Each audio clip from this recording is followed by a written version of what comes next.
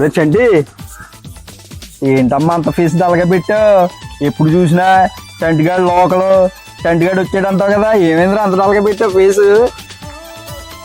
చంటిగాడు వచ్చాడు, చంటిగాడు లోకలు అనే కాకుండా కోటీశ్వరులు కూతురు కూడా పెళ్ళిళ్ళని చెప్పాను.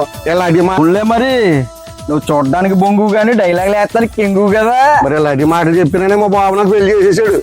పెళ్లి చేసాడా? పెళ్లి చేస్తే సుఖపడాలి కానీ ఇలా ఎడుతున్నా పెట్టరా. ఏమైంది?